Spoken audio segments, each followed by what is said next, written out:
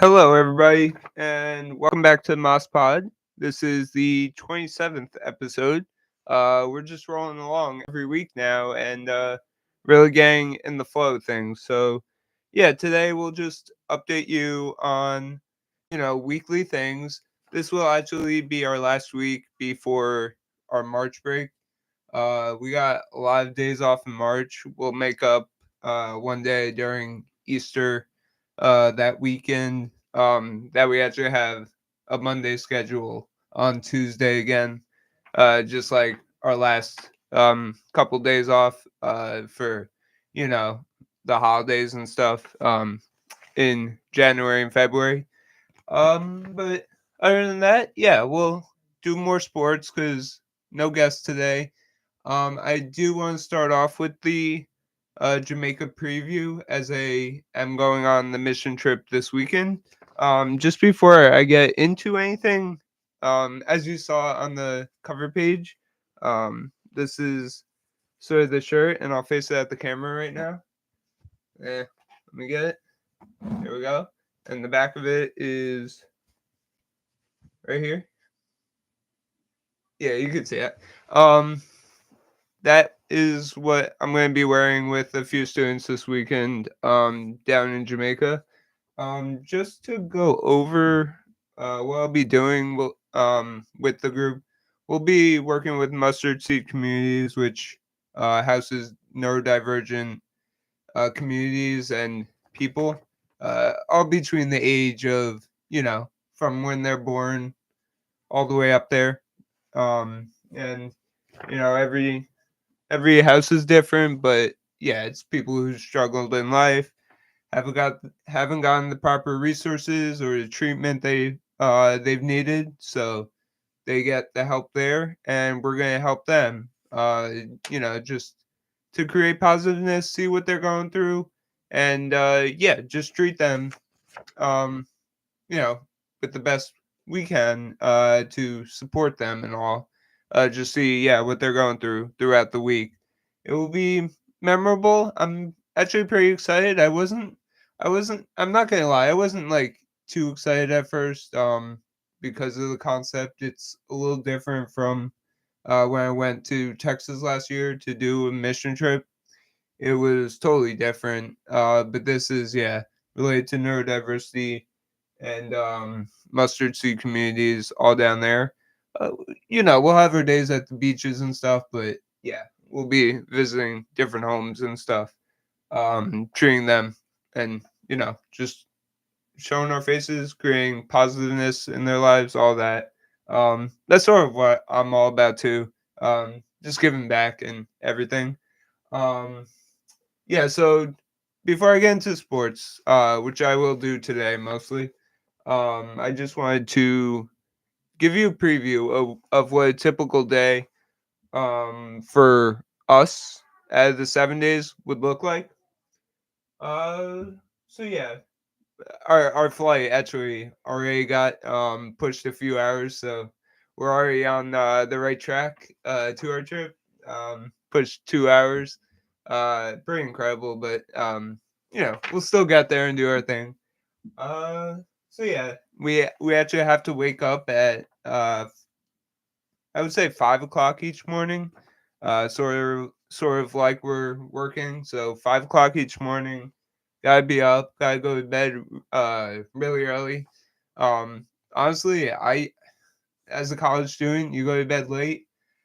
I go to bed at 4 a.m. some days. It's just a habit, and I can't do that while I'm in Jamaica. That would just be wrong, and would push everything off. I wouldn't have any energy, and wouldn't have anything to give back. Just no energy for the day, which is the opposite of what I want. So, I gotta get a good sleep, wake up at 5 a.m., have some breakfast, and get ready for the day. I Yeah, let me just run through this really quick. It's all on my computer, so I can update you here. So yeah, looking at it, we got group breakfast at 6 a.m. So yeah, I have to be up at 5 a.m. It takes me forever to wake up. 7:30, we actually assist with breakfast, so we help out the community and the staff serving breakfast. We just help them do what they normally do and clean up afterward.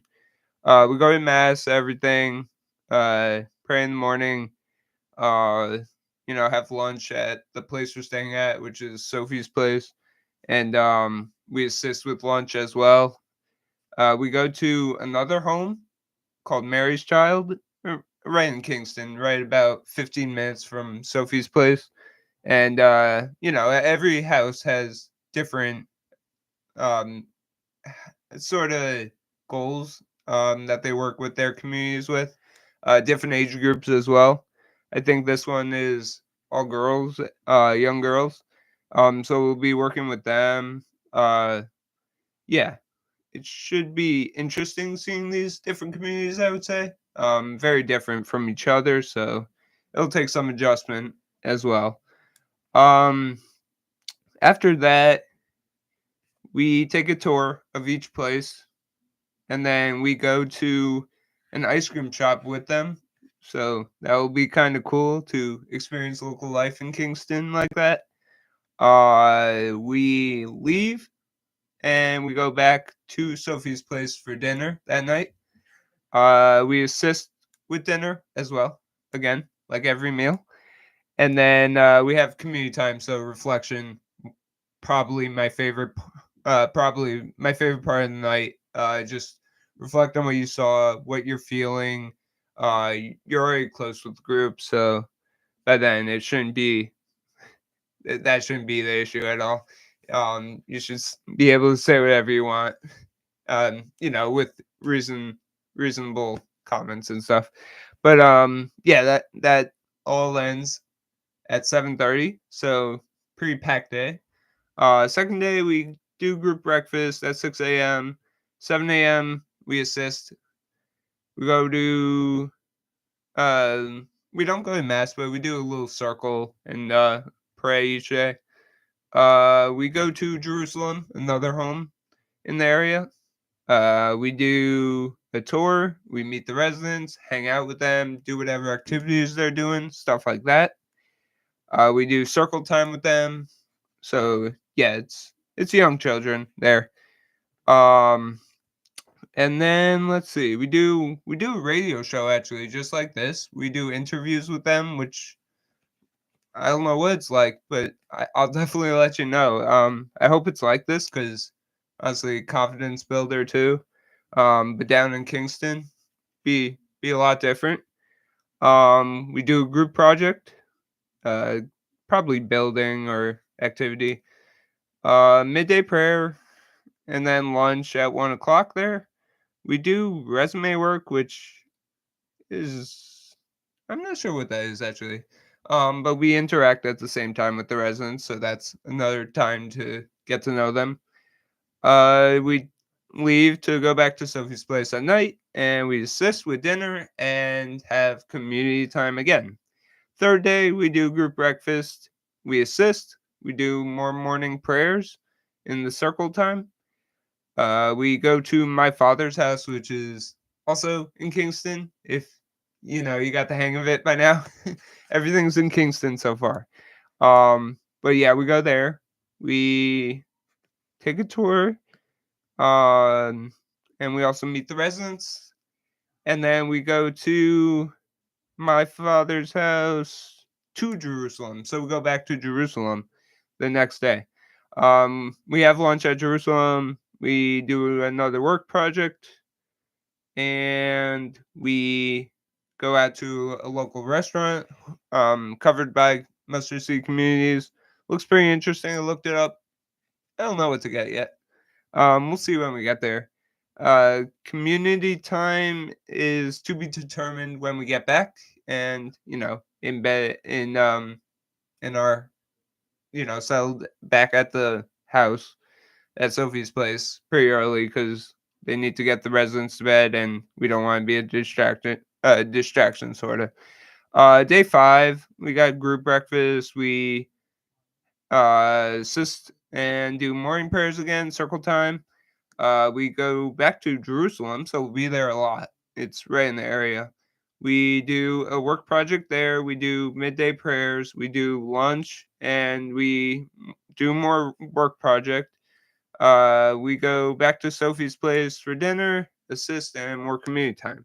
So that's pretty light day, honestly. Just staying at Sophie's place and going to Jerusalem midday and coming back. Day 6, we do breakfast. We go to Jacob's Ladder, which is very far, hour and a half away in Spanish Town. Um, they're again hosted by Mustard City Communities, just not in Kingston. And we also do a tour at Jacob's Ladder. We are not there for long because we go to the beach right after, Oco Rios Beach, and we'll be there for all or most of the afternoon. Lunch on the beach is a typical Jamaican buffet, which I'm hoping is chicken and stuff. Whatever. As long as it's your typical buffet of Jamaica, and we're having fun, and that's our day to sort of relax and have fun with the whole group, which we're doing all week, but we're helping out the communities for most of it, which is our main goal, and then have that reward at the end at the beach. We go back to dinner at Sophie's place and more community time. Uh, oh, that was day 5. So day 6 now. We have group breakfast, assist, morning prayers. We have pool day with them. Just play toys and stuff. Lunch, assist with lunch. We do another resume work project and more with the residents. Birthday party for Liv Torres is our group leader. Best group leader ever. I went with her on Brownsville. Pretty amazing person. Shout out Liv Torres. Um, Group dinner and community time. So, well, with the birthday celebration, we'll have karaoke, and we will, prepare our best performance we can do. It will be our rise and shine moment. Um, I hope I deliver and not hold back. But yeah, shout out to us if we put on a good performance. Either way, just getting up there is amazing. Day 7 is the last day we're there. We assist with breakfast. We do group breakfast, so we'll eat with the residents actually.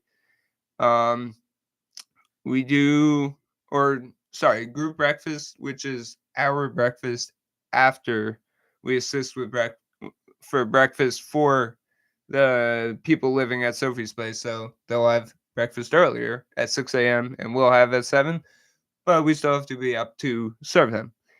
We do morning prayer circle time for the last time. We do painting activities, and we do our goodbyes after that, unfortunately. We do prep for departure. So we basically leave after that, which is going to be very emotional. It's actually my first time out of the US, which is it's going to be an experience, I would say. Not sure if I'm excited for that outside experience, but just to experience this with this group of people for the week is going to be amazing. We go back to the airport and back to JFK from there. So hopefully we be back at a decent hour, 9 o'clock at night. This again is very much different from the Brownsville mission trip I went on last year.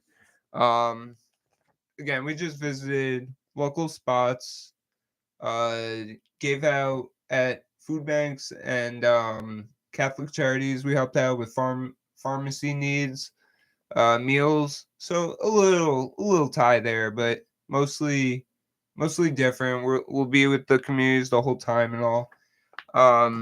Yeah. So basically, if I had anyone on, which was a last minute thing, totally fine. But I am really excited for the food. Um, mm, I guess getting adjusted to the community because I think it's gonna take a little while, a couple days maybe. Um, and just the Jamaica sort of lifestyle that they do every day. Just experiencing that. It's gonna stick with me after a while. Um, and then, by the time we're ready to go and stuff, it's gonna be sad. It's gonna be really sad. And I hope like the group, sort of the residents down there, stay close for a lifetime. Friendships, for sure. Just like Brownsville went. So I hope that goes well. Um, Obviously representing leadership here, and you know, serving with the Iona community. Amazing times. Uh, just a just a leadership builder, honestly. It will be amazing. I'm sure. And again, I'll let you know when we get back what it's like. It will just be me because people are busy and Mondays are absolutely crazy here on campus. Except for me, I just have a morning class. I go teach at special ed in Stamford, Connecticut. I actually came back right after that today, and we have the podcast, and I have my last mission trip meeting right after this at 5:30. So it's pretty eventful day, but not a tough day. I've been writing essays when I had time. I have two due this week, and it will be important that I get that done and submit that because when I go to Jamaica, I'm not taking anything, and emails will be, very hard to access because I will not have a computer.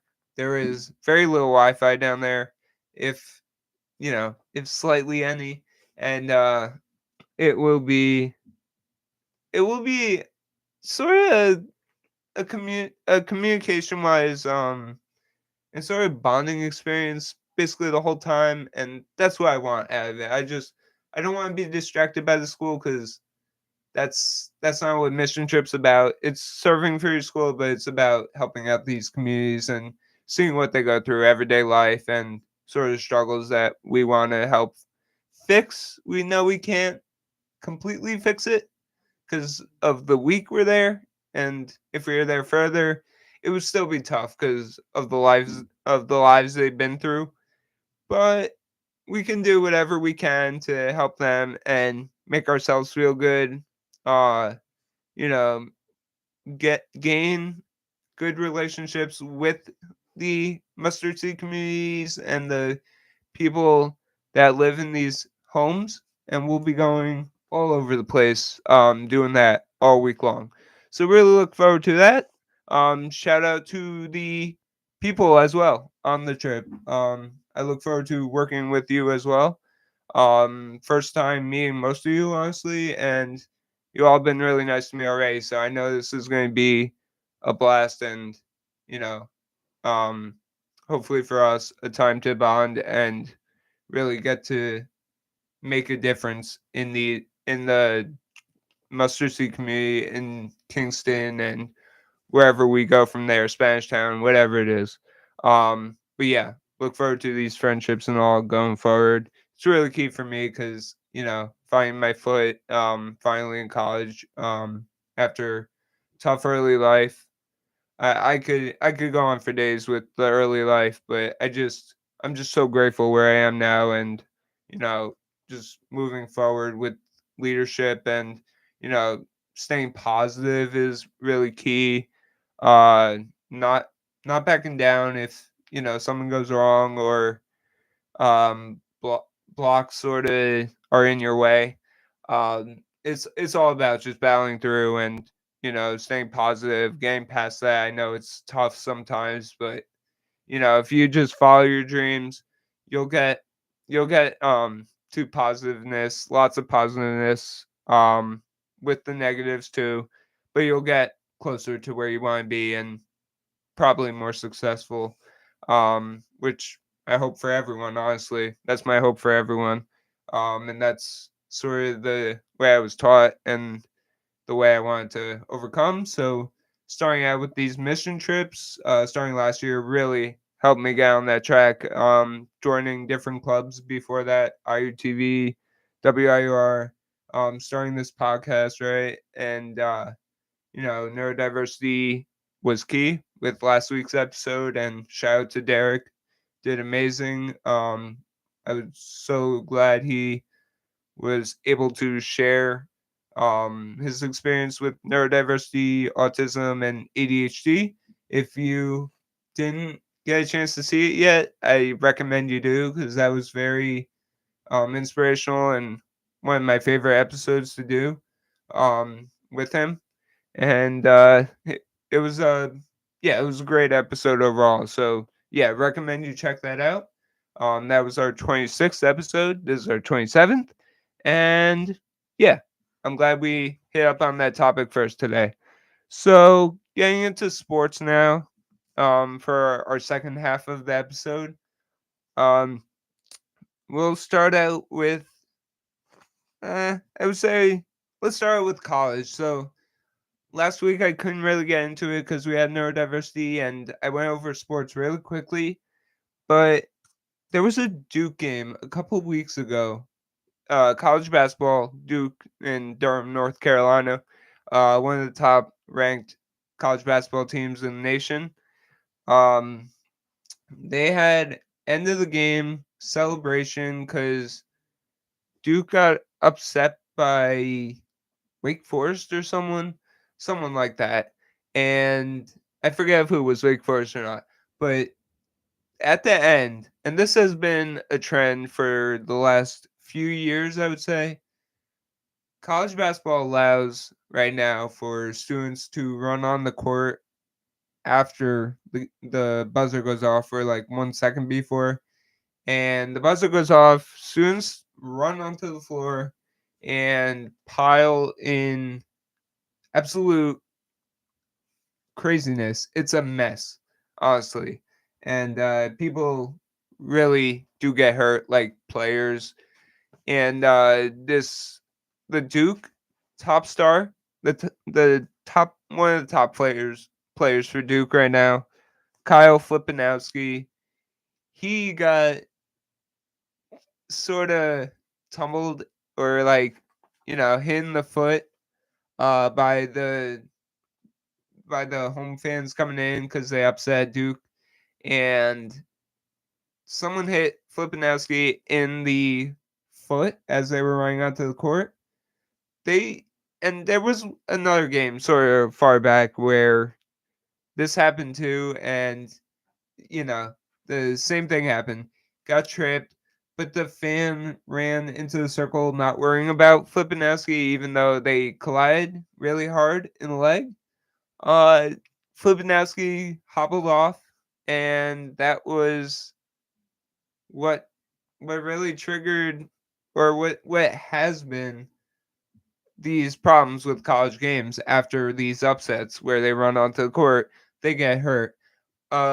Security should definitely do something about this, honestly, and it's a major problem because these college players who go on um, to pursue their dreams in the NBA and get their degree at college, it affects their careers, and it's a real problem to all these college players who have worked so hard to get up there. So maybe they can have these celebrations in the center after all the players are off. I know they want to get around the winners, their heroes, their athletes on the court. So they can do that, but it has to be in some neat order, which is not going to happen if you get everyone onto the court, but it will be a major difference if you get the other team off first and then have your home celebration. I think that's totally fine to wait and then get them out there. If that becomes a problem, then no, you can't have celebrations overall. If it's still, making players injured and kind of losing their dreams to pursue, in the future. Um, yeah, that's my point with college basketball there, because that's a major issue and something that needs to be worked on. And very surprised it hasn't been changed yet. Um, we had in the NBA, we had a couple of, I would say, suspensions. Um, we had Isaiah Stewart, Drew Eubanks, a couple other guys. We had Jimmy Butler, uh, think we had Nikola Jovic, not Jokic. There's a Nikola Jovic in the league. We had Thomas Bryant from Miami Heat. We also had the Pelicans, Jose Alvarado, and Najee? No, Marshall. Um, and they got they there was lots of fighting and commotion on the NBA court. I think it was Dennis Schroeder too, because I was watching the Nets game and Mike Conley made a three at the end, which I'm a Nets fan for life, and you know, we've been really bad in the past, really bad this season. But seriously, you can live with Conley making that three because shot clock wasn't off or anything, and there was still a lot of time left. I have no problem with him making that three, and I know it was a blowout, but you gotta let it go.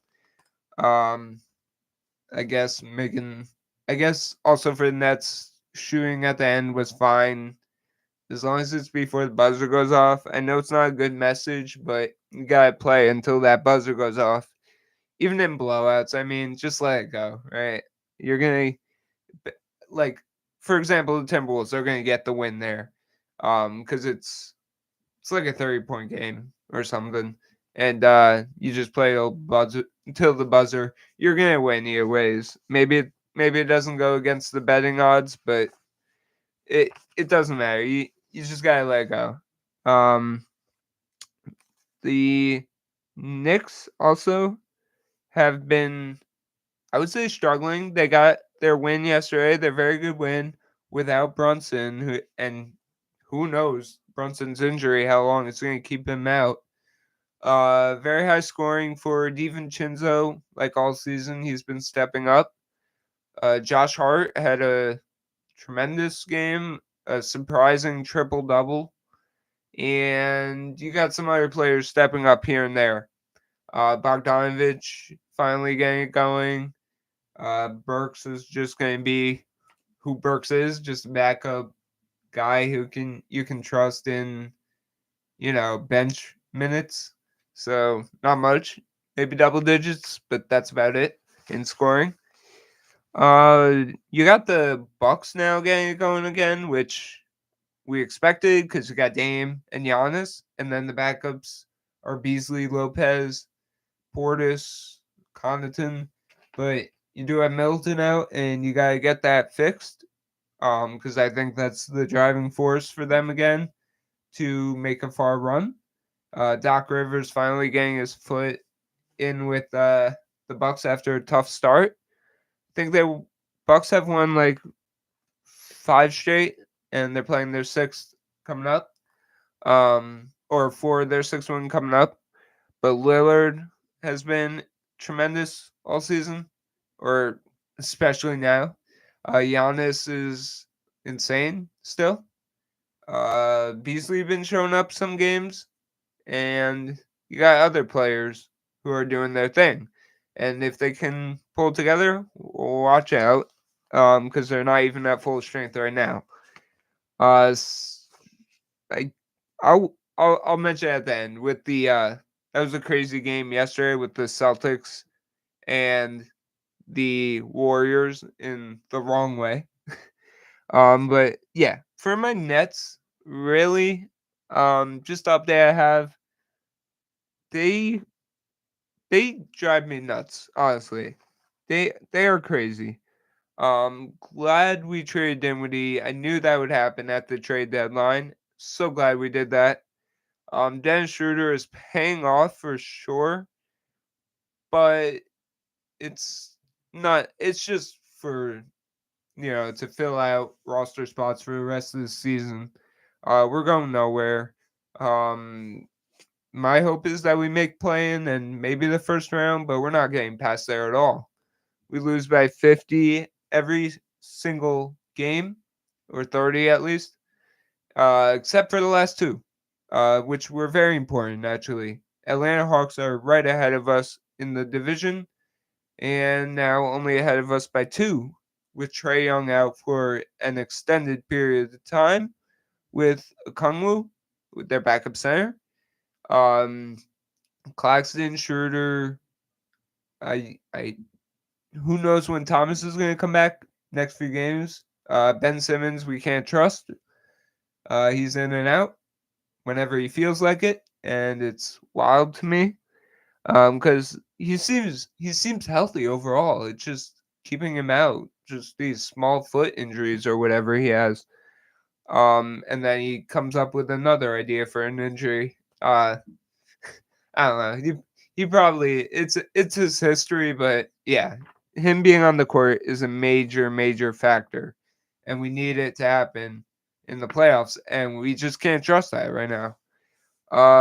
You got Mikal Bridges getting it going. I think he can be more consistent again. You got Cam Johnson finally showing up these 20-point games, these last two games versus the Hawks. Just DeJounte Murray really for Atlanta, no one else, just role players. So I hope we can gain ground on them. There's other teams too in the East that are starting to fall back, like the Magic and uh, Bulls are just a mediocre team, so I don't know with them. But they can get it going probably. And Nets, I just don't know. I am hopeful that we can make this strong run. I 100% know we can beat the Grizzlies tonight. It's whether they show up or not, or are making shots or not, that is going to determine the factor here. But it's crazy how, two games we can win after not winning two in the past month. It's been like a month or two since we won two in a row, and blowouts are hard to come by for us in wins. So great to see these last two games, both versus the Hawks at home.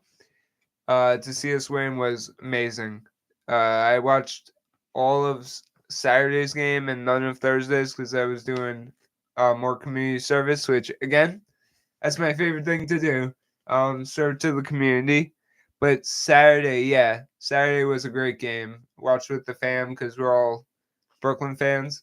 My dad's actually Philly fan, but his second team is the Nets. He goes for Philly first, but Nets second. Go Nets, and hope for the best, but not. I'm praying at this point because we just can't find any consistency. So yeah, just glad we have Dinwiddie gone. O'Neal really hurt leaving, but he's playing well for the Suns, so that's good. And yeah, I just hope for the best for the Nets. I'll be watching still, and I'll always be a fan. That's no question, but it's the direction we're headed in that I'm just not sure of, and the what do you call it, the health of the players is like non-injury prone is going to make the difference too, because that could affect years, that could affect the seasons, anything really. Yeah. Other news with that, really, Sixers, they got a good win versus Mavericks, let's be honest. But Joel Embiid needs to come back for them to have success, as they are just ahead of the Knicks in the standings and top six. And they'll get it going when Embiid comes back. Hopefully for them, it's later this week or next, as we do reach that 4 week mark, that 4 to 6 week mark that they said he would be out for. Yeah, and then with Milwaukee, they remain hot. I expect them to remain hot. Uh, Thunder versus T Wolves. Thunder are just a great team, and that matchup was crazy.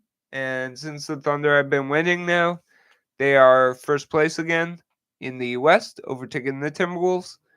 And it's crazy how they are so young and have a future for them. Probably the next 20 years will be great. Um, I see a good future for OKC. And other than that, Shea Gilgeous-Alexander, I guess top 5 MVP. I was watching the game yesterday where they had a great game versus the Suns. They lost the lead and then they gained it back, which is really hard to do versus KD. Devin Booker wasn't playing, but Bradley Beal was, Grayson Allen, Nurkic, Gordon. You can name everyone on the roster, and it's very tough to beat them, even though they're not at full strength and not winning like they should be yet. Um, yeah. So I hope the Suns can get it together because O'Neal's great. I always like KD more than LeBron, even though I know LeBron is the king of the NBA and still probably top 3 Hall of Fame, best player of all time, and you know, like 500% a Hall of Famer. It's not even a question, even from when he entered the league. So you know how that feels. But yeah. With there was also a game, a few games yesterday. I had Mass and met with my team Jamaica, which was incredible. Just to experience Bob Marley movie with them, which I won't give it fully away because the weeks it's only been out for a few weeks and it's in the movies for a while now.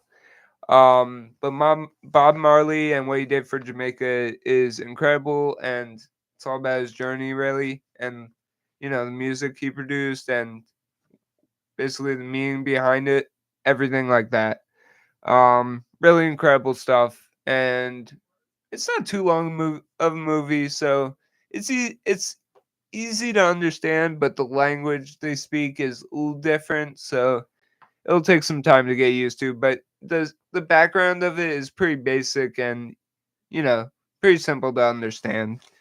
Um, if you end up watching the movie fully through at the theaters, or when it comes out on TV. Um, we had we had a couple of good performances. Clippers, they won yesterday. Knicks, we talked about one. We also saw the Celtics though, and I was going to mention this. So the Celtics versus the Warriors. Curry was a game time decision. Ended up playing and made like 2 field goals, no threes. He was like 0 for 9, and they didn't play in the second half because he was just off and didn't want to, play him anymore. Celtics were just hot from the start. First three, I knew when it went in that it was their night. And, when they're up by 44 at halftime, that's halftime after 24 minutes. That is wild. And, you know, to see them make history, their largest lead in franchise history being the Boston Celtics, one of the, if not the best franchise in the NBA throughout its history, with Bill Russell, Larry Bird, even the KG years, and now Tatum and Isaiah Thomas was before Jaylen Brown now. It's pretty incredible.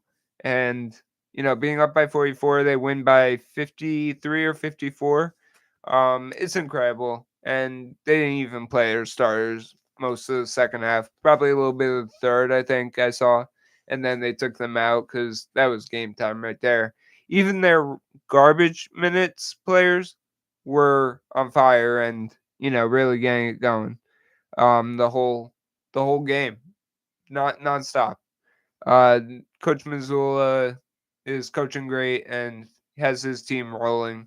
Top team in the East and showing like they're like twice as much better than the second best team in the NBA. Like they're clear tops right now. Tatum, Brown, Derek White, Porzingis didn't even play yesterday. You got Peyton Pritchard even showed up. Hauser is not missing threes right now. Brissett always driving hard to the rim. Yeah, I would say he's a tryhard. it's funny, but it's true. He always goes hard at the rim, try hard.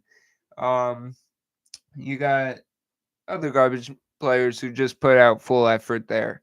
Al Horford is the oldest guy, and he's even shooting the three well, and making passes. Just to have his presence there is amazing. UConn a couple weeks ago. Yeah, moving on to college basketball. Uh, UConn finally lost a game. I think it was Creighton, and it was it wasn't even close. It was weird. They were just off that night. UConn is still great though. Don't get me wrong, and they've been blowing out ever since.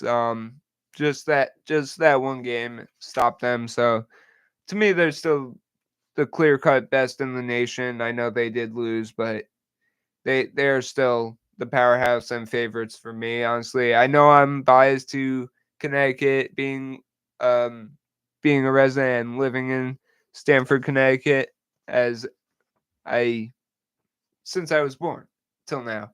Um, yeah, just biasness to UConn. Always like their women's team because they were always dominant, and root for the Connecticut Sun. I know, really, I'll be honest, no one watches the WNBA, but it's a growing sport. I'll give them that. It's grown since they started a lot, and I'm really impressed with I don't know, sort of their grit and sort of their determination of every year how they put their full out effort into the seasons with the WNBA. But Connecticut Sun have been doing well over the years, and that's our only pro sports team right now. So um, shout out to the WNBA, Connecticut Sun for the win. Um, but yeah, Connecticut Sun, great team. Uh, I hope they can have another great season with Alyssa Thomas, shooting one hand jump shots, which is crazy to me, but very efficient. So give her credit there. Dewana Bonner. We used to have the Jonquel Jones from the Liberty now. Breonna Stewart was always a UConn legend on the Liberty. And Diana Taurasi, Sue Bird. I mean, the legends of the WNBA are all UConn graduates. So I'm proud to announce that. But yeah, WNBA, it's growing, but it's not at any level close to pro sports. But it is a pro sport in Connecticut. So gotta give shout out there. Um Akron Tumbling played Baylor, number one seed. Uh, we're seeing good stuff out of these guys, or these girls from Akron Tumbling. We're seeing good stuff. Very competitive, very determined. Again, I'll use that word again because they are putting on some good efforts down at the Hines, and hope I can see one game from them this season. But you know, they've been putting on very respectable performances, and I look forward to sort of how they do in the upcoming years, sort of, as they first got going this season, just a couple weeks ago, down at the Hines as well. But yeah, just the effort they put on made it closer with Baylor University. Didn't come up with the win, but still proud of their effort and that they played number one in the nation in Akron Tumbling. So that was pretty cool, honestly. Um, yeah, just with I guess quickly hang up MLB. Uh, yeah, we had a couple interesting things going on. The Yankees, they've been I would say on the upper as for spring training wise. They've been seeing a lot out of Spencer Jones, I think it was, no, just Jones. Um, Aaron Judge, Garrett Cole, Rodon, the guys you expect. Maybe not Rodon, but he's been absolutely great this spring training, especially that first start he made. See if I got anything else. I know that Soto has been everything uh, expected and more, sort of. Um, and then I think Stroman is going to make a difference this season for sure. Um, yeah. For the Mets, I actually wrote a few things down because we got a lot of surprising players here. I liked I liked what I saw. Bannon is his name. Um, they got a few young guys there. Jet Williams is okay. I know he got let down today. To AAA.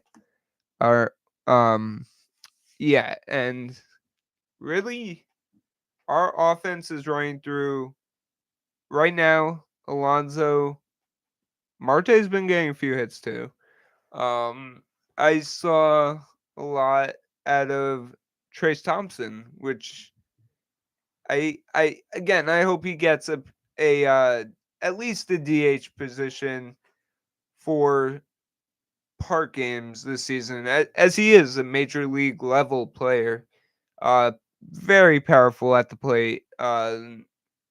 Just he doesn't have the reputation as his brother in the NBA, Clay Thompson from the Warriors and all that dynasty, but Trace Thompson really has power himself, and I think he can really show it and have a breakout season with us. Uh, Maybe like a DJ Stewart type of season, but just he has more power, so he can maybe be more consistent, but that can also come with strikeouts. So we'll see how that works. I expect DJ Stewart to take a step down. I know he had the, you know, heroic sort of overcoming no one expectedness out of DJ Stewart last season. Had an incredible run and then went cold, but overall, he made a difference. I know we had no chance after we traded Verlander. Uh, all the all the power from us. It was Scherzer too. It was just it was just it was just over. Once we lost DeGrom and got Verlander, I know Verlander was the better player at the moment, but he's so outdated now, so old, and 4 years old for MLB. I don't think he had much longer. He's still the ace of the Astros, Verlander, but we'll see. And Scherzer is not the ace because you have DeGrom, who is always injured, and Montgomery and other guys, Gray.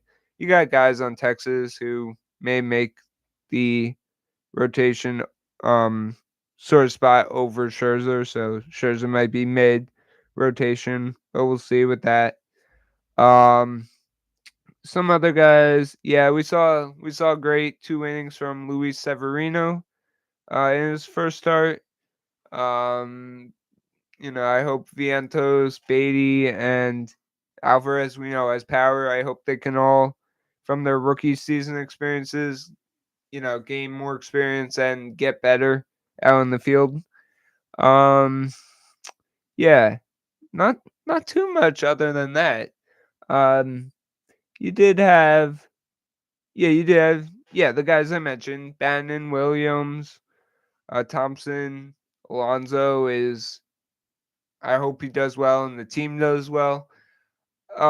It was a great start to spring training. After losing the first, we won three, and then we went down a little bit from there. But I just hope Nimmo, Marte, Alonzo McNeil, I would say uh Brett Beatty, Vientos, Stewart, Thompson. Hopefully he makes it again. Alvarez, all their experience from last year can hopefully put something together and make a miracle run because these Braves and Phillies with Acuna on the Braves, Riley, Albies, Olson now. Uh, you got Sean Murphy, the catcher, has experience with Olson before, but now in the Braves. Very powerful guys who can get it going at any point. Um, you got backups Arcia, Rosario, not anymore, I don't think. Um, and every position is filled there. Strider, pitching wise, Morton, Freed, Elder can have a sort of build off season. He had a pretty good season his rookie year. Phillies, you got the older guys, but you got power hitters. You got Schwarber, Castellanos, Harper, Bohm, Turner now. I- They can always get it going. Bullpen is pretty incredible. Um, Pretty much always. And you know, uh, no, what am I saying? This year, sorry, I got lost there, but this year, I think the Phillies have a much better bullpen. It has not been great over the years, and it has gotten better, but not great. Um, so yeah, everything else for the Phillies, I think, is in place. Offense is nuts and can get going any day they decide to. Um, but yeah, it's all about the bullpen because we know the starters with Nola, Wheeler. They I wouldn't say they have too much depth in back of there. But yeah, Wheeler and Nola being Cy Young caliber players are the driving force to their pitching success, even if they can get 9 innings and save the bullpen a day. That would be important for them. But yeah, Mets, I just don't know. I just don't see anything for the next 3 years, like we've been saying with Cunha's top prospect, Clifford, and then the young guys, and Alvarez, Beatty, and Alvarez, or Vientos, I mean. And hopefully the veterans, some of the veterans are still there by that time, if not traded. So we'll see. But Senga, I hope he gets healthy because not having him opening day is, already an upset to our season without playing a game. Quintanas opening day started not great at all.